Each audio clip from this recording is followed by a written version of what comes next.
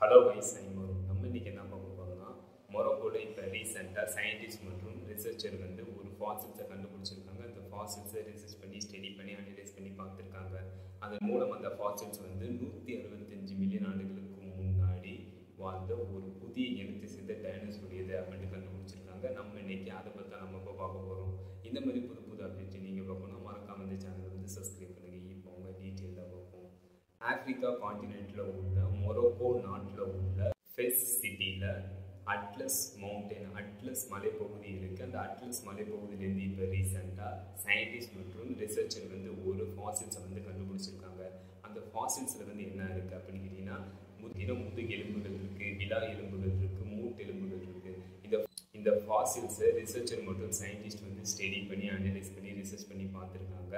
இதன் மூலம் இந்த ஃபாசில்ஸ் வந்து 165 மில்லியன் ஆண்டுகளுக்கு முன்னாடி ஆப்பிரிக்கா காண்டினென்ட்டில் வாழ்ந்த தைரோசோரஸ் அட்லாசிகஸ் என்னும் புதிய இனத்தை சேர்ந்த டைனோசருடையது அப்படின்னு கண்டுபிடிச்சிருக்காங்க. அதாவது மொரோக்கோ நாட்டில் ஃபெஸ் சிட்டியில் அட்லஸ் மலைப்பகுதியிலிருந்து கண்டுபிடிக்கப்பட்ட இந்த ஃபாசில்ஸ் வந்து 165 மில்லியன் ஆண்டுகளுக்கு முன்னாடி ஆப்பிரிக்கா காண்டினென்ட்டில் சுற்றி திரிந்து வாழ்ந்த தைரோசோரஸ் அட்லாசிகஸ் என்னும் புதிய இனத்தை சேர்ந்த டைனோசருடையது அப்படின்ட்டு ரிசர்ச்சர் மற்றும் சயின்டிஸ்ட் வந்து இப்போ ரீசெண்டாக கண்டுபிடிச்சிருக்காங்க.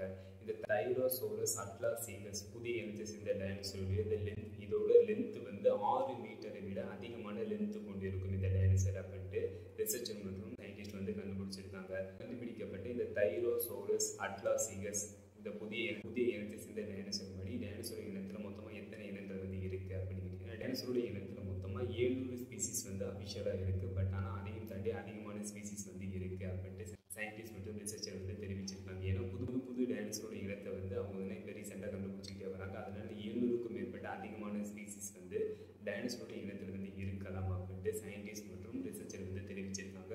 அஃபிஷியலாக டைனோசரோட இனத்தில் 700 ஸ்பீசிஸ் வந்து இருக்குது.